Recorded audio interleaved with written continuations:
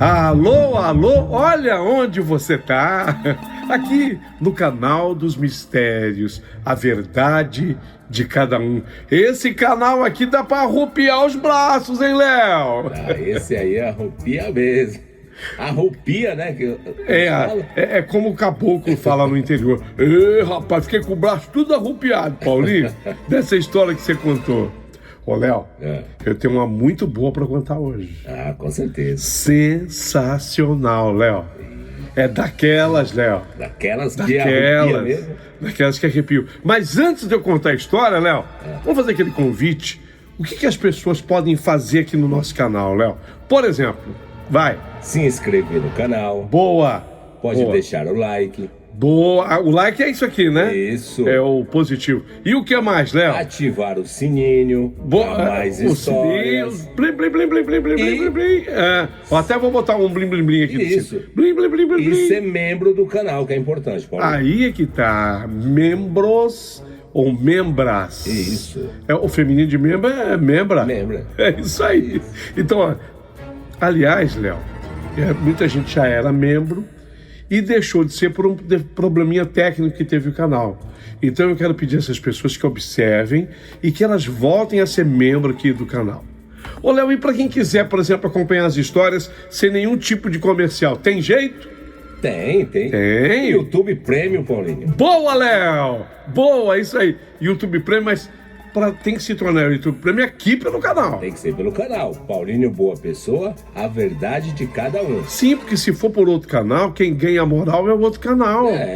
E se você entrar pelo nosso canal, nós ganhamos essa moral. Você acha que nós merecemos? Se a sua resposta for sim, entra por aqui. E aí você vai poder ouvir as nossas histórias, qualquer história, sem nenhum tipo de interferência comercial. Fica legal, né? Fica muito bom. Vamos pra história? Bora. Você conta daí, vai, só vamos mostrando aqui, vai. 1, 2, 3, começou.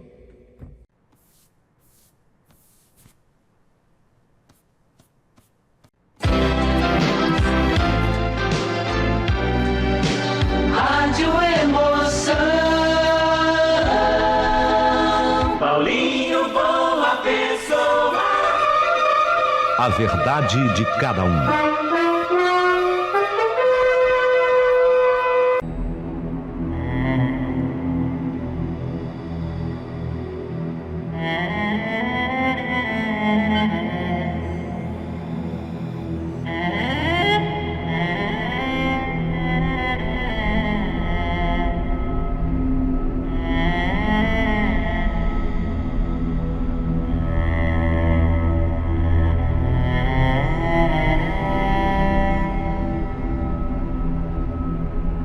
Meu querido amigo Paulinho Boa Pessoa, meu nome é Malvino Fávero de Oliveira.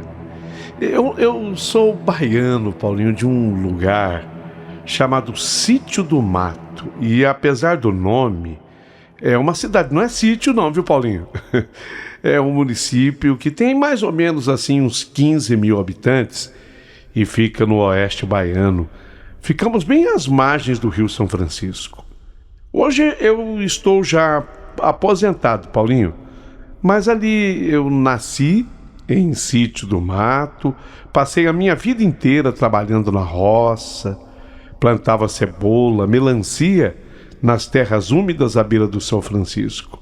Sabe, eu não posso reclamar, nunca fui rico, distante disso, mas eu tive aquela vidinha muito gostosa que Deus me concedeu. Daquele jeito que a gente planta no sertão, quando a vazante baixa e deixa o chão preto e fértil. Mas, em 1991, eu acabei também me tornando responsável pelo cemitério lá do Sítio do Mato, lá da minha cidade. Naquela época, em 91, eu estava chegando aos meus 35 anos de idade.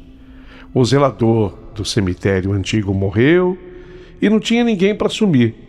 Eu trabalhava na roça desde menino. Eu tinha muitas forças. Eu tinha um peitoral bem desenvolvido, os braços grossos, musculosos. E eu tinha muito respeito do pessoal da cidade. E foi o padre que eu frequentava a missa todos os domingos, ele perguntou: ô Malvino, você trabalha já na lavoura, na roça, é trabalhador. Gostaria você de cuidar do nosso cemitério? Ah, Paulinho, foi uma proposta de emprego que eu gostei. Até porque naquele tempo a gente não escolhia muito. O padre Adolfo, o padre da cidade, ele era muito querido e mandava na cidade. Ele tinha uns 75 anos quando ele me fez esse convite. Ele mandava na cidade até mais do que o próprio prefeito. Ele me arrumou aquele serviço e ainda disse: Malvino, o cemitério ainda aqui tem poucas covas, mas tem muita terra. E se você quiser plantar milho, mandioca no cemitério, sem problema, na parte que não está sendo usada, sem problema. Paulinho, foi isso que me convenceu a aceitar o trabalho. Eu gostava muito de plantar, mas a Gilena, minha mulher, ficou meio cismada de comer as coisas que eu produzia lá no cemitério. O milho, a mandioca. Eu dizia para ela: deixa de bobagem, mulher. Tudo o que aquela terra produz é ainda mais santo do que qualquer outro lugar. O cemitério não é chamado Terra Santa? Pergunte ao padre, pergunte para o padre Adolfo se não é. E de fato, né, Paulinho, eu acho que nesse tocante eu tinha total razão, porque a mandioca, o milho que eu levava do cemitério nunca fez mal para ninguém, pelo contrário, fez a minha Gilena ficar mais bonita, mais forte, e meus filhos também. E quando eu comecei a tomar conta lá do cemitério, do sítio do mato, aquilo nem parecia mais cemitério. Era um campo santo, pequeno, cercado de estacas de madeira, arame farpado. Era assim o cemitério. Ficava num descampado, assim a uns 2 quilômetros da cidade. E tinha uma terra até boa, produtiva, ali às beiras do Rio São Francisco. Não, no cemitério, naquela época, eu estou falando de 1991, ainda não tinha capela, não tinha muro de pedra, não tinha nada além de terra batida, cruzes tortas e um pé de embuzeiro gigante, o embuzeiro que dava sombra na entrada. Os mortos de sítio do mato eram enterrados ali e eu cuidava de tudo. Abria as novas covas, nem tantas, graças a Deus. Fechava essas mesmas covas depois que elas eram usadas. Mantinha o mato sob controle, mato baixo. Eu também tinha o costume de acender sempre vela. Quando aparecia lá alguém da família que não tinha vela, o padre Adolfo ele deixava lá uns maços de vela comigo. E quando não aparecia parente nenhum, me dava no coração, eu cismava, eu sentia que era momento de acender alguma vela para alguma alma lá do cemitério. Ô Paulinho, uma coisa que eu não sou é homem de inventar histórias. Eu sempre achei que o mundo já tem coisas demais e que a gente não precisa ficar, inventando mais histórias. Então, naquele julho de 1991, aconteceu algo que eu não posso guardar para mim. Já tentei até esquecer. Já tentei até achar uma explicação que servisse, mas não encontrei. Hoje eu vou contar.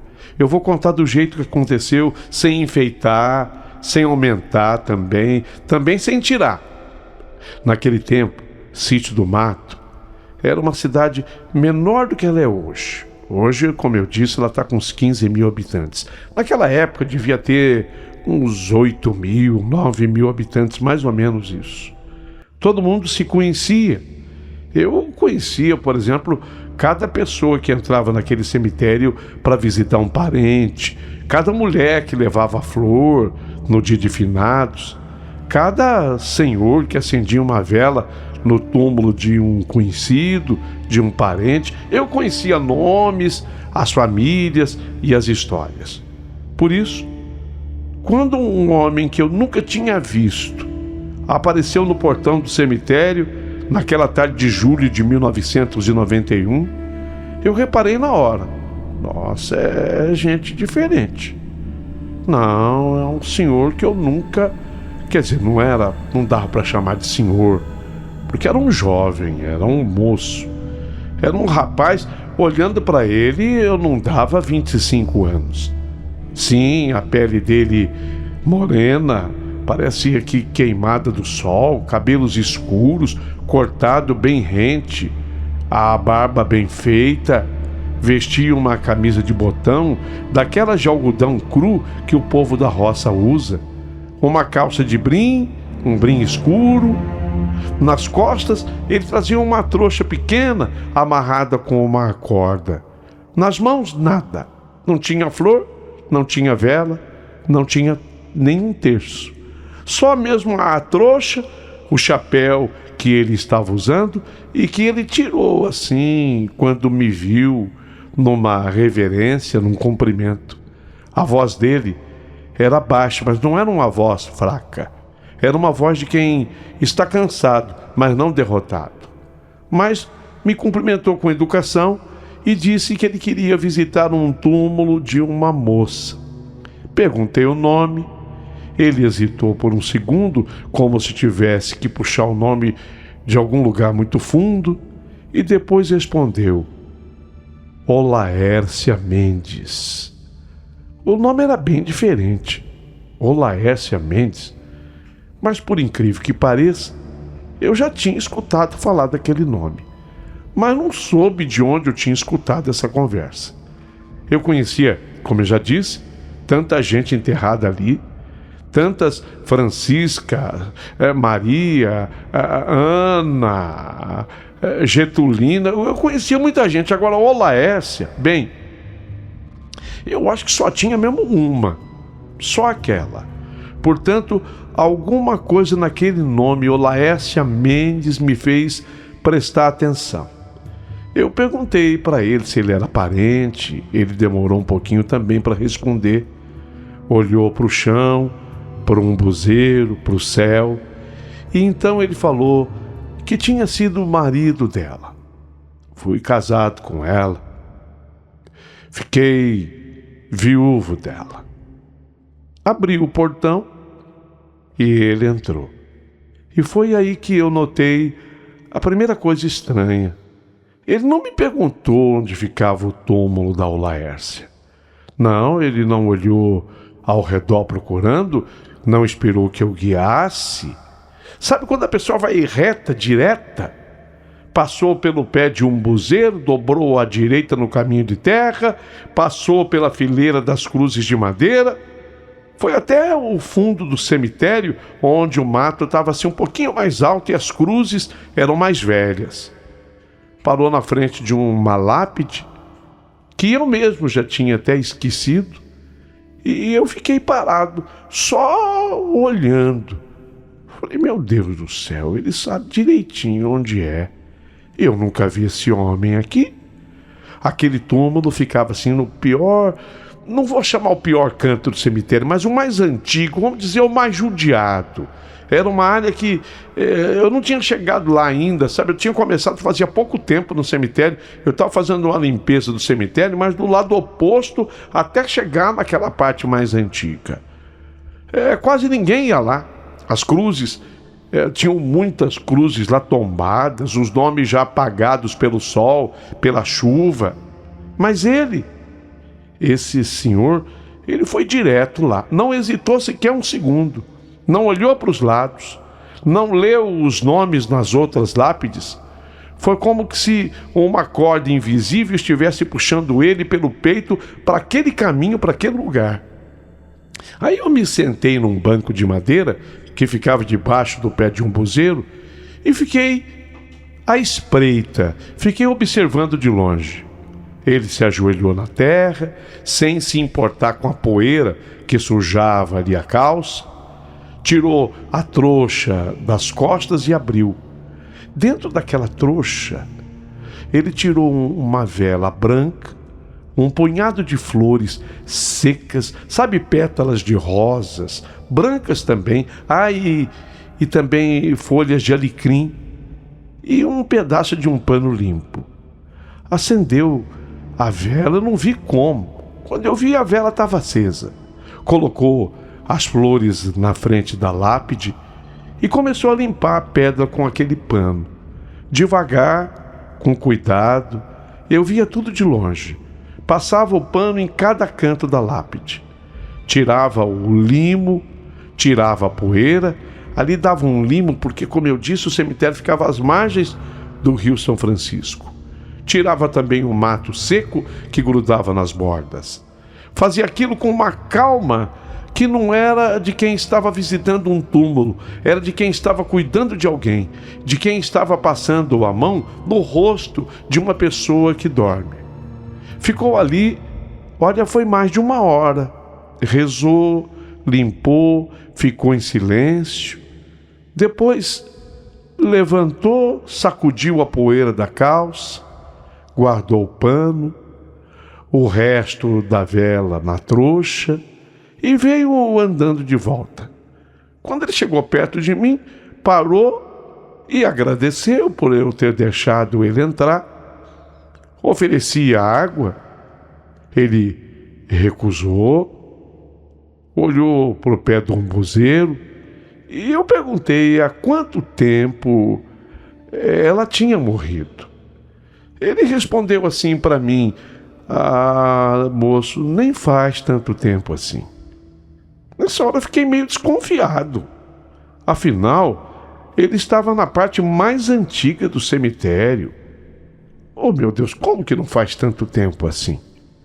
E eu também não o reconheci. Perguntei se ele vinha de longe, se ele ia ficar lá na cidade de Sítio do Mato.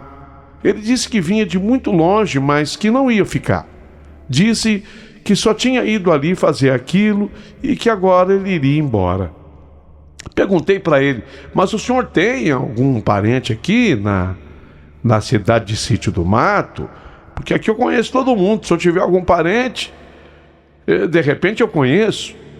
Ele falou que não.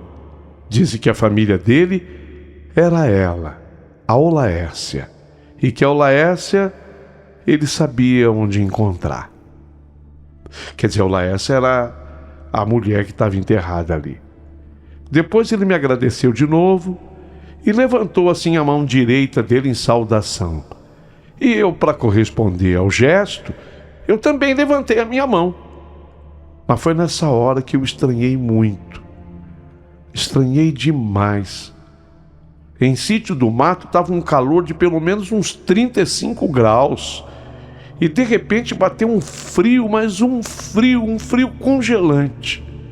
Não era um frio de quem bebeu uma água gelada, não era o frio de quem passou por um vento. Era um frio que não tinha nada a ver com a tarde quente de julho da Bahia. Um frio que subiu pelo meu braço, que passou assim pelo meu ombro e se instalou na minha nuca, como se alguém tivesse encostado uma barra de gelo em mim, sabe? Na minha pele. Na mão do homem, quando ele levantou assim a mão, eu pude reparar as unhas dele muito crescidas, e ao mesmo tempo representou para mim que as unhas estavam sujas. Não era terra, sabe, um lodo assim esverdeado debaixo da unha.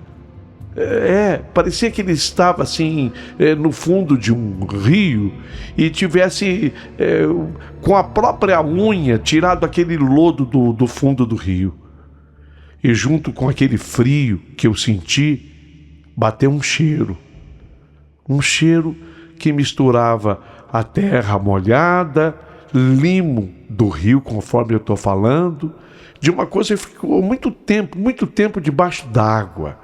Era um cheiro assim forte, mas um cheiro muito forte, um cheiro que entrou pelas minhas narinas e grudou na minha pele. Nessa hora eu senti até uma repulsa, assim, uma náusea, meu estômago deu uma revirada. Ele me olhou nos olhos e naquele olhar, por uma fração de segundos, eu vi uma coisa que não era de homem vivo. Eu vi um cansaço que não era do corpo. Era um cansaço de quem já tinha atravessado uma distância que não se mede em quilômetros. Aquele homem, sei lá, parece que ele tinha vindo de um lugar onde o tempo não passa. Quando aquele cumprimento longo terminou, ele olhou para o chão, virou as costas e ia começar a ir embora. Foi quando me deu vontade de perguntar o nome dele. Eu precisava saber. Moço, desculpa, perdão, a sua graça, por favor. E ele disse: Raimundo Nonato. Raimundo Nonato. Ah, sim, muito obrigado. Eu sou o Malvino. Prazer, moço. Ele de novo tirou assim um chapéu em reverência, cumprimentando-me, e foi saindo devagar pela estrada de terra, mas com a trouxa nas costas e o chapéu agora inteiro na cabeça. Desapareceu na curva que levava para a cidade. E eu fiquei ali parado no portão, olhando para o ponto onde ele sumiu, sem conseguir me mexer. Nunca mais eu vi aquele homem. Nunca mais. Fiquei ali por um tempo que eu não sei medir. Eu acho que eu teria ido conferir tudo que ele havia feito lá no túmulo, se naquela tarde, exatamente naquela tarde, não tivesse falecido aquele senhor, o seu Manuel. Um velhinho lá da cidade, com mais de 90 anos, que chegou ao caixão com mais ou menos umas 30 pessoas acompanhando. Então eu tive que fazer aquele serviço. Naquele dia eu não consegui fazer mais nada, quer dizer, além do que eu já tinha feito. Mas eu me lembro que ficou aquele frio comigo, sabe? Aquele frio que eu havia sentido diante do Raimundo Nonato. Verdade, o meu corpo ficou todo frio, gelado, como se eu tivesse ficado um tempo no congelador de uma geladeira. Minhas mãos estavam congeladas. Esfreguei uma na outra, tentei aquecer, mas o frio não saía. Era um frio que vinha de dentro, como se o gelo tivesse entrado na minha carne e se alojado nos ossos. E o cheiro? Aquele cheiro, o cheiro de terra molhada, de limo de rio, continuava na minha pele. Então eu fui até a torneira lá do cemitério. Para que você tenha uma ideia, a água que saía da torneira estava bem mais quente do que o meu corpo. Deixei a água cair, me descongelar. Lavei o rosto com a água e o sabão, esfreguei com tanta força até a pele ficar vermelha. E o cheiro não saiu. Continuei sentindo aquele cheiro durante aquele restante de dia e até durante a noite. Para ser honesto, o cheiro me acompanhou até nos outros dias que se seguiram. Um cheiro fraco, mas persistente, que me acompanhou por quase uma semana. Eu levantava assim a mão perto do rosto e sentia o cheiro. Terra molhada, limo de rio, como se eu tivesse mergulhado a mão no fundo do Rio São Francisco e deixado lá naquele lodo por horas. Às vezes, eu acordava assim de madrugada com aquele cheiro no travesseiro, na roupa, nos meus dedos. Gilena, minha mulher, perguntou: o que cheiro é esse, Malvino? Que cheiro estranho. Eu disse que não sabia. Eu não queria alongar aquela conversa. Ela me olhava assim estranho, mas não insistia. Depois de uns dias, o cheiro foi sumindo devagar até que desapareceu completamente. Mas a lembrança daquele encontro com aquele jovem chamado Raimundo Nonato, essa lembrança nunca sumiu. Até hoje, quando faz frio, eu sinto um resquício daquela temperatura, sei lá, no meu corpo, na minha coluna, na minha nuca, na minha mão, no meu corpo. Mas preste atenção agora no que eu vou dizer. É muito importante o que eu vou falar. Já no dia seguinte à visita, aí sim, eu fui até o túmulo da Olaércia Mendes. A lápide estava limpa como nunca esteve. Eu nem havia reparado que o visitante havia limpado tão bem assim a lápide. Sabe aquele lodo esverdeado que vinha do tempo e da umidade do rio? Aquilo tinha desaparecido. Dava para eu ler o nome dela com clareza: Olaércia Mendes.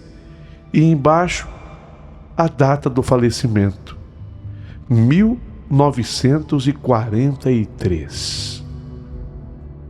Puxa, peraí. Ela morreu em 1943 e aquele moço que teve aqui era viúvo dela. Lembrando que nós estávamos em 1991. Fiquei encucado com aquilo. Nenhuma flor ali, nenhum enfeite, nenhuma foto. Só o nome: Olaércia Mendes, e a data: 1943. O mato ao redor do túmulo ainda estava do jeito que eu tinha deixado pela última vez que eu limpei. Mas a lápide estava impecável. O pano que o Raimundo Nonato usou tinha tirado décadas de sujeira acumulada. Dava para ver a cor original da pedra. Era assim um cinza claro, que eu nunca havia reparado antes. Fiquei olhando para aquele túmulo por um bom tempo. E foi aí que eu coloquei reparo numa outra coisa. Na base da lápide, do lado direito, tinha uma marca. Não era rachadura, não era. Não era um risco do tempo. Não era também um defeito da pedra. Eram duas letras: R-N. R-N. O R e o N foram gravados ali na pedra com algum objeto contundente, pontiagudo. Foi feito assim, de um jeito, vamos dizer, rude, tosco, mas firme, profundo. E bem do lado assim do R e do N, uma cruzinha, anunciando assim, era como se houvesse o segundo morto, sabe? Ali eu sabia que estava enterrada a Olaércia Mendes. Mas apareceu o R e o N e a cruzinha de falecimento. Eu falei, meu Deus do céu, e o ano embaixo que anunciava o falecimento dela, da Olaércia, 1943. Eu não sei como, eu demorei para raciocinar. RN, falei, puxa vida, o nome do rapaz, Raimundo Nonato. Ele falou para mim que se chamava Raimundo Nonato. Pelo menos até aquela data eu tinha certeza que ali havia uma pessoa morta, Olaércia Mendes. E agora? Será que o R.M., Raimundo Nonato, foi o rapaz? Foi o rapaz que inscreveu na pedra? Mas como? O rapaz que esteve ali não carregava nada além de pano e da vela. Nada que pudesse riscar uma pedra, nada de metal, nada de ponta. Tudo bem que ele demorou mais de 1 hora ali. Mas como? Como que ele pode ter feito essa inscrição? Passei assim o dedo na marca, a pedra estava fria, mais fria até do que deveria estar para aquele julho na Bahia. Passei o dia inteiro com aquilo na cabeça, não consegui trabalhar direito.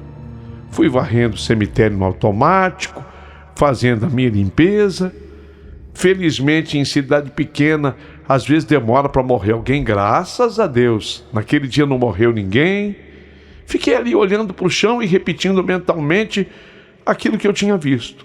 Quando deu o fim da tarde daquele dia, eu pensei comigo, olha, quer saber de uma coisa? Eu vou até a cidade, porque o cemitério ficava assim uns 2 quilômetros da cidade. Eu vou até a cidade e preciso conversar com meu benfazejo padre Adolfo. Ele é muito sabido, ele vai me dar alguma notícia, alguma informação. Ele sabe tudo que incide do mato, muito mais do que o prefeito. Cheguei na casa paroquial por volta de umas 5:30. O padre estava até se preparando para a missa que ia começar às 6. Mas antes disso, eu pedi licença para ele e perguntei: padre, o senhor se lembra de uma morta que tem lá no cemitério? O nome dela é muito diferente. Olaécia Mendes? O padre nem demorou muito tempo pensando. Ah, sim, Olaécia Mendes, me lembro. Olaécia Mendes, sim, eu me lembro, mas nossa, ela é falecida há muito tempo, há muitos anos. É verdade, padre, ela morreu, está lá, inclusive, a data 1943. Fazendo rapidamente as contas, são 48 anos já da morte dela. É verdade. Ô padre, o que eu quero perguntar é o seguinte: essa Olaécia, ela era casada? Sim, ela era casada com um rapaz chamado Raimundo Nonato. Ele era um filho de um sitiante por aqui. O pai dele produzia roças de cebola e ele era o braço direito do pai. Ah, isso mesmo, padre Raimundo Nonato é o viúvo, né? É, muito bem. Mas estava pensando, e esse Raimundo Nonato, ele mora onde, padre? Ah, eu lembro do caso dela, da Olaécia Mendes, exatamente pela tragédia que foi. Ela morreu, ela contava apenas 22 anos, morreu de uma febre, morreu muito nova. E ele, o rapaz Raimundo Nonato, o filho do sitiante, ficou desesperado quando ela morreu. Ele enlouqueceu de tristeza. Ficou dias sem comer, sem dormir, sentado à beira do túmulo dela. Não falava com ninguém, não respondia quando chamava. Ele não aceitava comida, só ficava lá o tempo todo parado, olhando para a terra. Depois ele sumiu. Um dia, depois de uns bons tempos dele sumido, ninguém dava notícias. Foi quando um rapaz testemunhou que ele havia se jogado dentro das águas do São Francisco. E fez isso, diz que com uma pedra amarrada na perna. Você acredita? Ele se matou nas águas do São Francisco. Meu Deus, padre, então ele morreu? E faz tempo? Sim, foi quando morreu a mulher, no mesmo ano, 1943. E a idade dele, padre? Exatamente, eu acho que a mesma idade da mulher. A mulher morreu com 22, ele devia ter uns 23 anos. Por quê? O que aconteceu, Malvino? Não aconteceu nada não, padre. Eu que fiquei curioso para saber. Me despedi do padre porque ele tinha um compromisso com a missa, mas eu saí de lá fazendo conta. Era 1991. Se ele tinha 23 anos em 43, deveria ter agora 71 anos. 71 anos de idade. Lógico que com 71 anos teria cabelos grisalhos, rugas, o corpo marcado pelo tempo. Mas quem esteve lá comigo foi um moço.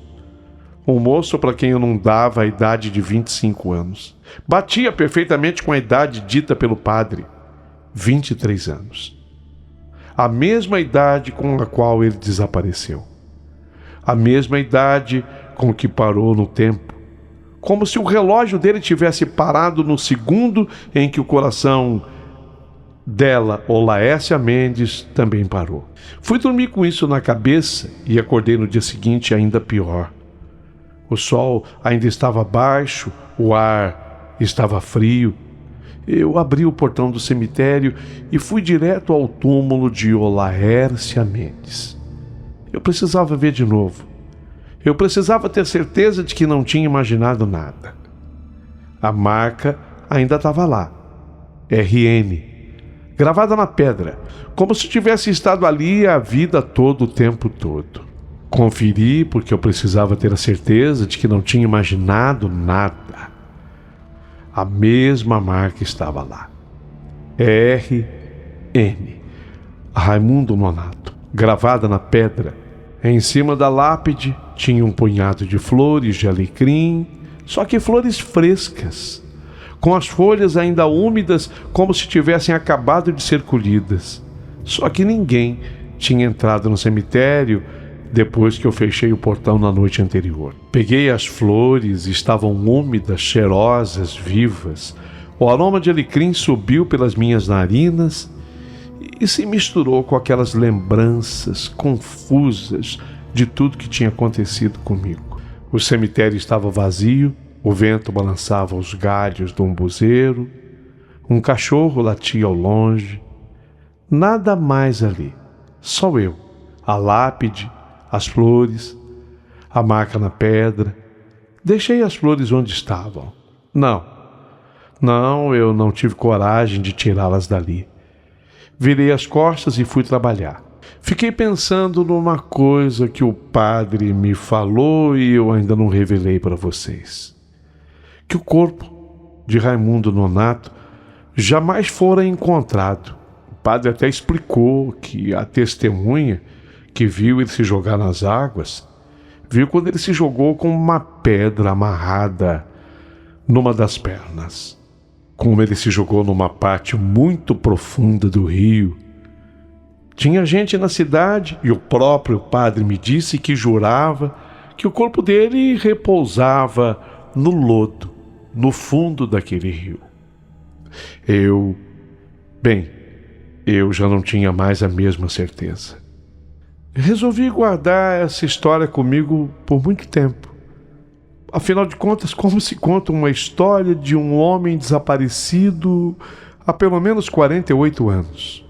Um homem que, de acordo com a testemunha, se jogou na parte mais profunda do São Francisco com uma pedra amarrada na perna.